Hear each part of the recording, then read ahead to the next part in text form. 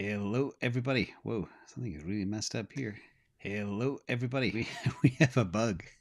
Weird. Anyway, let's. Hopefully, everything will stick together. Yeah, we are back. Thank you all for coming. We didn't miss a day when we were out. But anyway, we are here. It's Saturday, and this is where we recap the week. Tomorrow is the weekly Q&A where we answer the top questions. Last week, we did that on a Saturday, and nobody was around. So it looks like Sunday is a good day for the Q&A. Anyway, let's jump in as usual and cover all of the big stories of the week. And disclaimer, none of this is investment advice. So let's talk about some of the stories that did happen this week. We had the Orwellian WorldCoin retina scanning thing. Weird. I don't know how it got so much media. It's kind of bizarre. Pancake Panda, good to see you here. Again, it's so controversial. It's ridiculous how people could give their biometric data for a crap coin. It's anyway. Even Vitalik Buterin and the British privacy watchdog raised concerns about this. So now you got British government and Vitalik on the same page. Kind of interesting. It's actually, we'll be talking about a few people on the same pages too, which some might surprise you. Bitcoin, Ethereum, still the underwhelming summer slumber, as we call it, as we expected, and we expect more of that too. We'll look at some charts and some history as well around that. What else is going on? Look at the US Federal Reserve. XRP has also been kind of down since the big win. Crypto politics. Russia, I think, granted some legal tender status to the digital ruble. South Korea is building up a new unit to attack crypto crime, which is good. North Korea is where all the crime comes from, by the way. And there are debates between Democrats and Republicans over crypto-related bills. So let's jump into the fun stuff. That's just the high-level stuff. So again, thanks everybody for being here. First of all, there's a new Bitcoin price target this week that came out from FundStrat. I thought this was one of the top pieces of news of the week. And I go through hundreds and hundreds of pieces and I pull out the best for you all. So you don't have to. But, Tom Lee and FundStrat believe Bitcoin could reach $180,000 by April 2024. That's like mind-blowing. But this is based on the assumption that the Bitcoin ETF from BlackRock is approved by the SEC. And the Bitcoin ETF would add an extra 100 million in incremental daily demand for Bitcoin. $100 million a day. Everybody, I did say in the chat, buckle in. That's kind of mind-blowing, but also very, very possible. That is peanuts to how much asset under management that BlackRock actually has. I'll repeat that again in case you missed it. Bitcoin ETF would add an extra $100 million in incremental daily demand for Bitcoin, which would blow it through the roof. Anyway, this combined with April 2024 halving could be an incredible catalyst. And that is not even taking into account what Elon Musk is doing with X. Can you imagine if he starts bolting on Bitcoin, which he kind of has in some way or another, and ETH, etc.? It would just be crazy. And FundStrat also believe that the Bitcoin ETFs could eventually eclipse the precious metals ETF market size. Okay, that means going way north of $550,000 Bitcoin, just taking into account gold. Anyway, we'll see where this all goes. And I'm a big fan of Tom Lee from FundStrat. Shout out to Tom Lee. But these two guys, January 1st, were super bullish. That's Tom Lee on the right. I don't know who the guy is on the left. But anyway, it's been a crazy good year. So thank you all for coming along. Now let's talk about some other market news, stocks. And I'm going to go back to crypto in a second, but I want to touch on this because we're kind of touching on everything's kind of connected. But stocks have outperformed bonds, leading to a significant shift in investor sentiment. And the bears are eating their shoes. This has just been so weird. It was the anticipated year of the bond, but it was completely overshadowed by a huge surge in demand for equities worldwide, particularly AI-driven equities. Disruption is what this channel is all about. Now, more than half of JP Morgan clients believe the US economy as well will continue to expand, leading to increased optimism in stocks over bonds. And Wall Street analysts have been absolutely blown away and surprised by the unexpected gains in equities. And they're adjusting their forecasts accordingly. Like really, really good, smart people like Mike Wilson completely missed it. He was expecting a 3,000 S&P 500. And again, Tom Lee was on the money. So that's just funny how things turn out. Don't listen to the consensus. blaze your own path. That's what I always say. Let's talk about some Bitcoin on-chain stuff. And it's raining in Spain.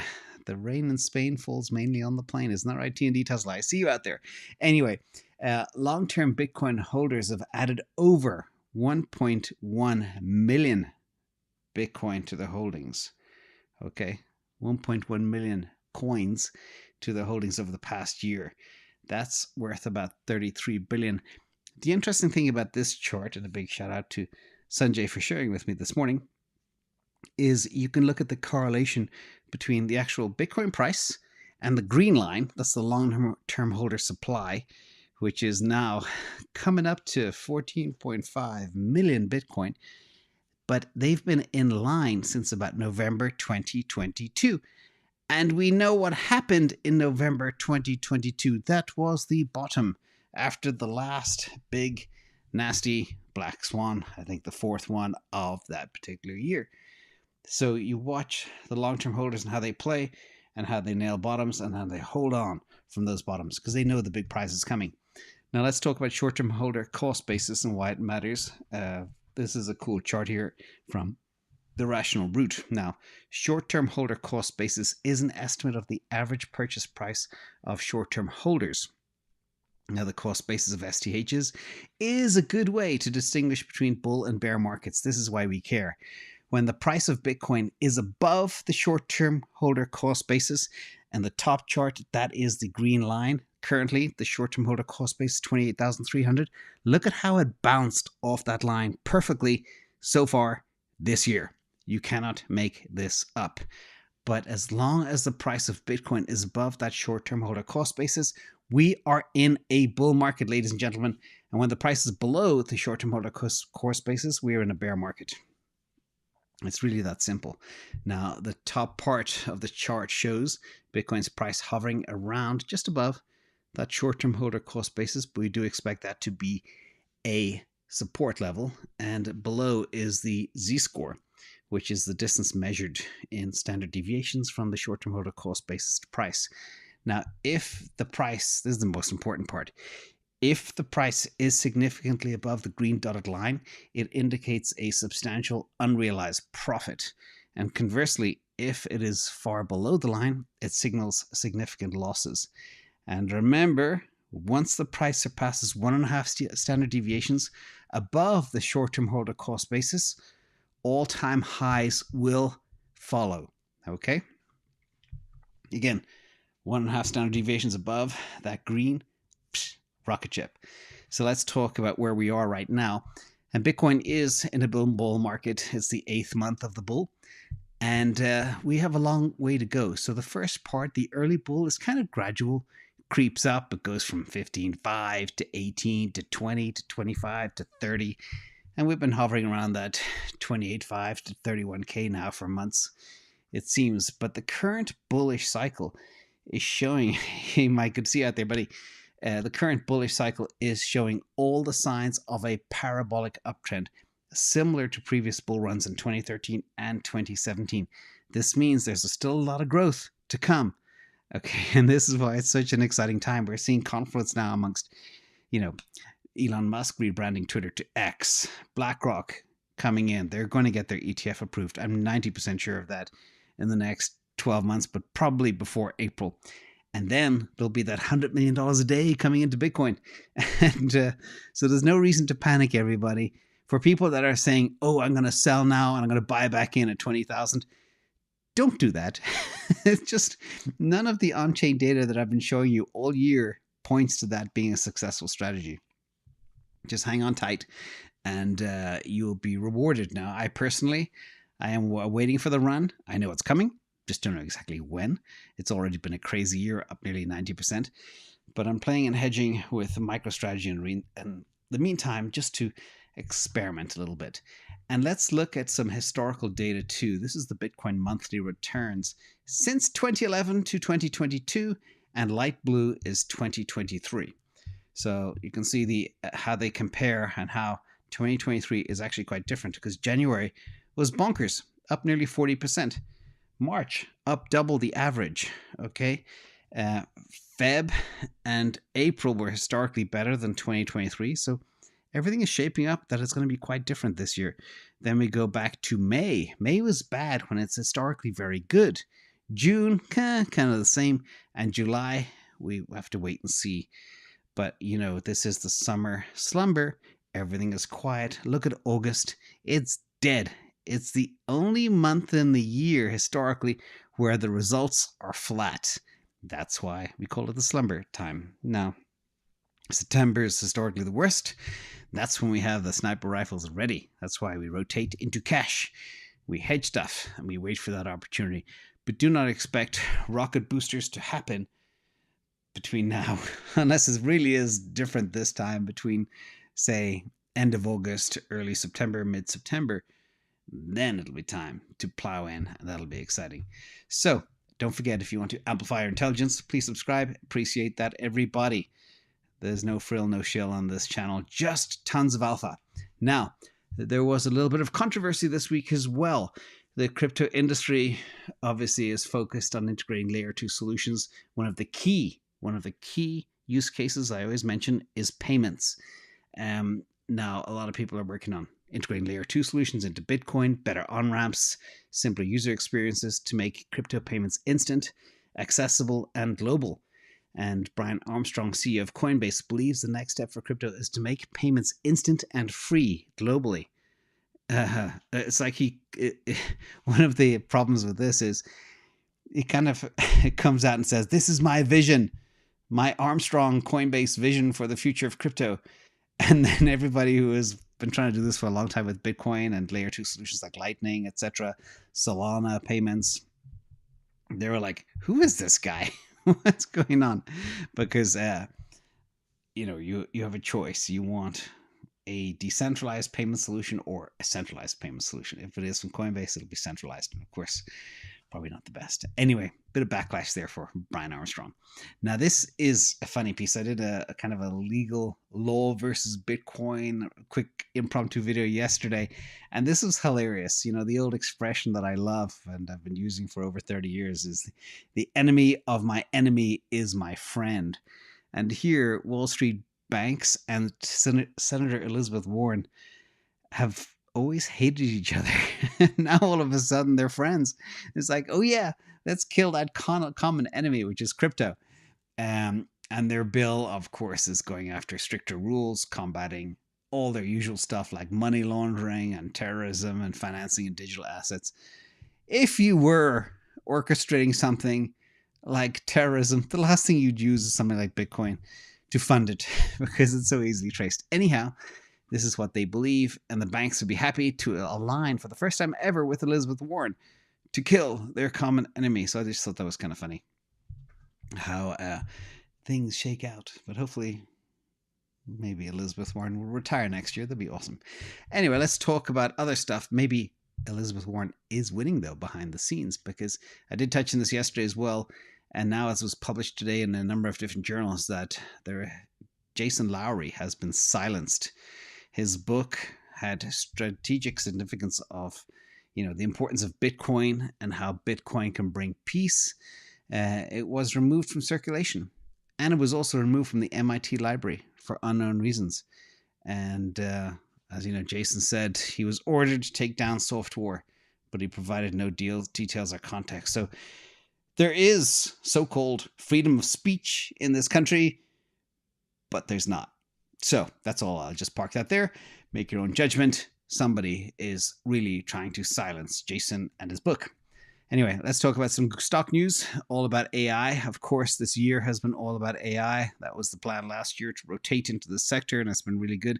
Google, which has been a complete laggard, jumped 10% this week, fueled by cloud results, impressive ad returns, and also hope for their AI solutions. And I always thought, if there's going to be an AI player that wins after, the real world AI use case plays like Tesla, etc., Google would be it, because they have all the data and they know how to mine it. But it's been kind of bewildering for me why it's been so slow to move. Anyway, it moved. I sold another 10% of my bag last week. And I've been holding Google for a long time. It's kind of Google is my old Tesla from back in the day, kind of get in early, get in hard. But another piece of news, kind of interesting, is there were so many calls this week. Google, Sundar Pichai was on the earnings conference call. They mentioned AI 66 times. That's like once a minute. Satya Nadella also, and his executives from Microsoft, mentioned it 47 times, not quite as high as Google. Mark Zuckerberg, Facebook, mentioned it 42 times. And Apple aren't mentioning it at all. But that means they could be up to something, because Apple, biggest company in the world, they don't talk about AI. Why? What's up their sleeve? And that is interesting to me. Maybe nothing. Maybe they just burnt out from doing iPhones for a couple of decades. Anywho, on to the next piece of news. Pharma has really been tanking against the S&P 500. This shows you how sectors sometimes do well, sometimes do not do well. And you can see since the beginning of the year, Pharma is down, whereas the S&P 500 is up. Again, it's key to watch those rotations and where you want to be, which horses or which industries or which sectors you want to be on at what time. And this is a classic example of that. In fact, a lot of concern about Pharma not being able to pump certain things that they have. That will remain nameless because nobody trusts it anymore. Anywho, let's talk about another kind of warning sign for the market right now. 6721W. In the UK, thank you so much. This chart explains, and again, this is happening all over the world. I'm showing a US chart, but it is representative of what's happening in many countries around the world, including the UK and Australia. Now, falling imports may temporarily boost GDP, gross domestic product numbers, but it can be misleading because it's actually a stronger indicator of a looming recession.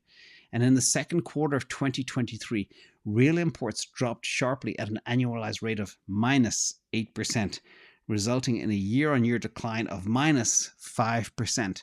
And such a significant decline in real imports has rarely occurred outside of a recession or its aftermath over the last 55 years. And additionally, when looking at gross domestic income, which theoretically should be equal to GDP, it was negative year on year. Okay, so GDP is up, but what people are earning is down. And since 1947, this situation has never happened without a recession following. And these observations could lead to the conclusion that seemingly solid growth in US GDP might not be robust as it appears and could be indicating a potential economic challenge ahead, i.e. a recession. But everybody has flipped their narrative to talk about soft landing and how great everything's going to be. But this is another one of those like 100 different macro charts that we can show that say we're not out of the woods yet. But we'll see. Maybe this time is different. Everything's structurally different. We know that. In addition, sadly, for those people with credit card debt, congrats to all those that paid off their credit cards last year. But the average interest rate on US credit card balances has moved up to 20.7% from Charlie Bolello. And with this data goes back to the beginning of time when they started measuring it. It's the highest rate ever seen. So anybody holding a credit card balance is getting smashed right now. They can probably barely just afford to pay the interest on their balances and not actually repay any principal, which is catastrophic. In addition, let's look at some global liquidity. There's a slight breather. We did have a spike in global liquidity over the past couple of weeks. It's tipped down ever so slightly, but the overall trend is still up, and we expect this to continue, and this will help fuel the rally. It's kind of like the calm before the storm, and there's not a lot of liquidity pumped into the markets anyway in July and August, historically. But let's look at M2 money supply. This is interesting. M2 money supply is up 1% in 60 days. That may not seem like a lot, but that is up compared to being down, where it's been going down since basically March 2022. So we have the first big kind of uptick in that time frame, and that's substantial, and that bodes well for the great escape out there. I see you out there. So more money is going to come into the system. More money printing has to happen.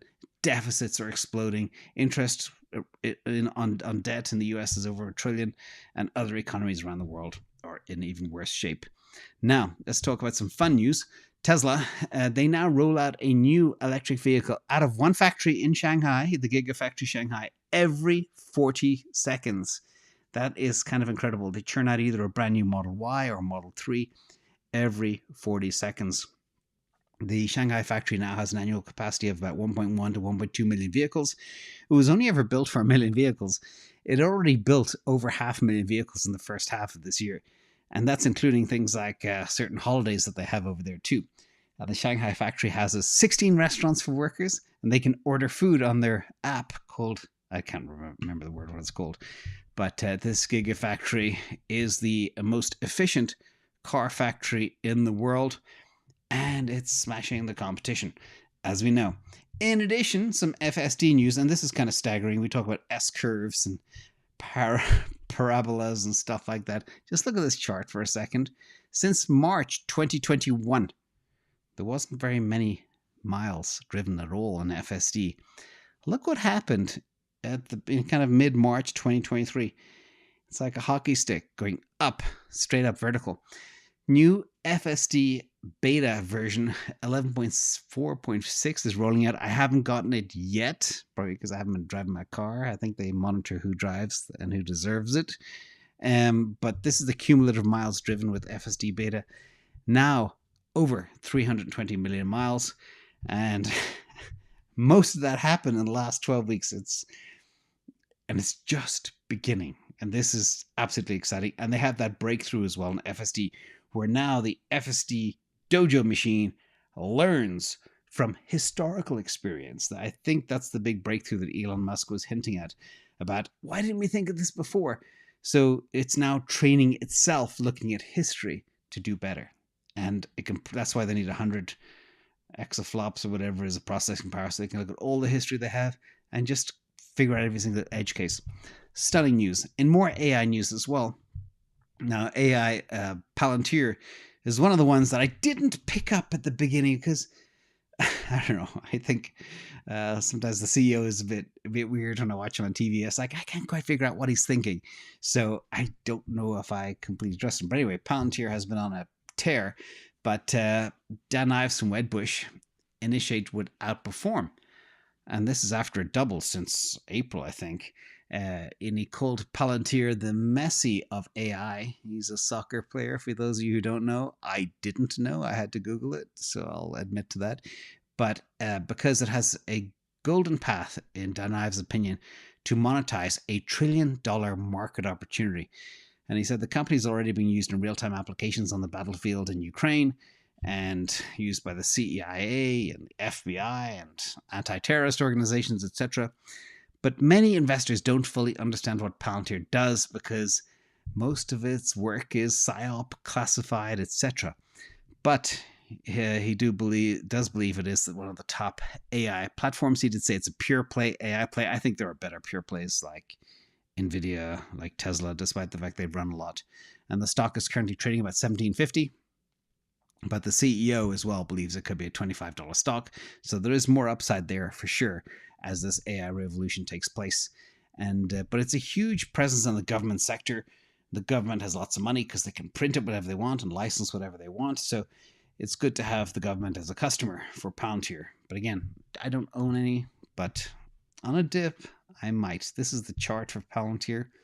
And it's funny, I always leave my lines on my charts from the past, and they may not be straight, they may be messy, but I did indicate that support zone back in April, May 2021. And I did say time to short was at about $25, $28 in October, September 2021 as well. Since then, I haven't actually looked at the stock. But this chart is so interesting to go back in time and see, oh god, that's weird. And the support did hold, and then everything broke down, obviously, early 2022, tanking ever since, until beginning of 2023. It took a bit of a run. Then around towards the end of April, it doubled. Literally, it went from $8.50 to over $17 right now. Trend is still up. The 200-day moving average is about $10 exactly. So we'll see where it goes. But that is the Palantir news. Not in it, but maybe. If it gets cheap again, if it gets beaten down, who knows? Might be worth a little dabble, considering AI is so important and they've got lots of government contracts. But it's hard to figure out exactly where the puck is going to be for that stock. So thank you everybody in Patreon for being part of the community. Thank you everybody for being here. Hit the like on the way out. I'll see you tomorrow for the big Q&A. And I did this with no coffee today, so I'm impressed with that. Thank you all for being here. Thank you to the moderators in chat too, and everybody that supports us. See you later. Bye.